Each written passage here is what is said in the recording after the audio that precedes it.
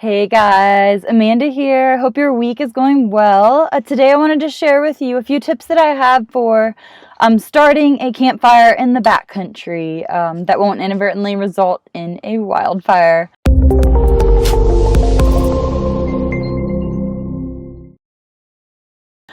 Tip number one, preparation is always essential for proper fire building and avoiding the unfortunate event of accidentally starting a wildfire. So ideally, you would really want to seek out campsites that have either an existing fire pit or possibly a ring in process. And if you're starting from scratch, you want to ensure that you build a fire ring with a compression in the ground, especially if it's windy. And you want to layer the bottom with either sand, gravel, or dirt, depending on what's available for you, as well as in addition to making sure that you build your fire pit away from any flammable flora or other objects as well, plant life, water sources, campsites, etc. Next, you want to ensure that you gather the different kinds of supplies you're going to need, which will include tinder, kindling, and logs will be your base components. If you want to learn more about this, check out our webinar, Building a Fire in the Backcountry. It'll go into great detail into all of these things I'm just touching base on briefly today. Next, you want to utilize either the log cabin or the teepee method based on your personal preference and how much wind you're experiencing in order to get your fire started. The teepee design is especially great when there's not a lot of wind. It allows for more oxygenation and airflow, while the log cabin can be a better option because you can kind of tighten down the structure a bit in overly windy conditions. And finally, consider common backcountry fire starting methods other than just your typical lighter and newspaper. Some of the ones that I'm most familiar with include flint and steel sticks, and they often come with a little bit of tinder for you to work with and are refillable.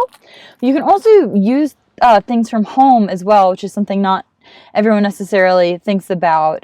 Some of these things from home include lenses, such as a magnifying glass, a piece of wool, and a 9-volt battery actually works surprisingly well, as in addition to your basic traditional fire starters.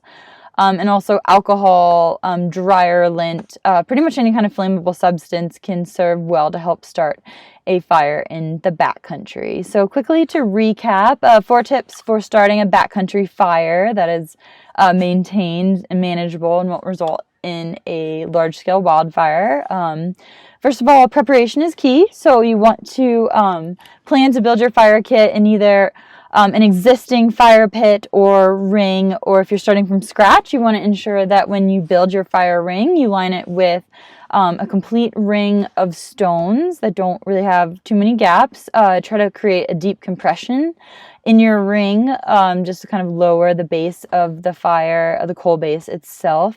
And you want to keep it away from other plant life, water sources, campsites, anything that could possibly catch on fire. Using more caution is always your best bet.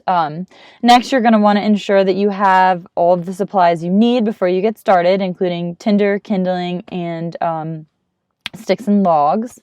And then choose, whether you think the log cabin or the teepee design will work best based on your personal experience, as long as, in addition to the conditions that you're experiencing. So if it's really windy, you might want to go for the log cabin and try to find logs that kind of tighten down and prevent oxygen flow. Whereas if you don't have a lot of wind, you're having problem getting oxygen to your fire, the teepee design might be a better bet.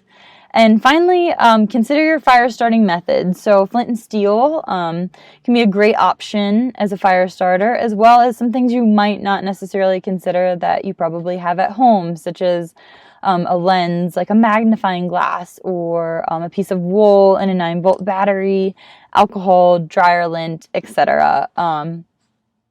Those are all the tips I have for you for starting a backcountry fire. I'd love to hear any other tips you might have, or if you had a favorite tip that you heard today, and any general feedback, definitely, as always, leave them in the comments below. It helps me out greatly to hear from you guys. So thanks for watching this video, and I'll see y'all next time.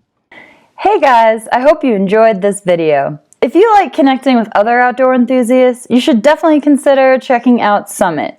Summit is a social network that brings together adventure junkies from all around the world to exchange stories, share advice, and inspire each other. You might even make some new friends too. It's kind of like Facebook for outdoorsy people, but with better privacy, no ads, no spam, and tons of extras. You can join Summit by going to summit.theadventurejunkies.com or by clicking the link in the description below. You can find me in Summit too, so be sure to say hi when you join.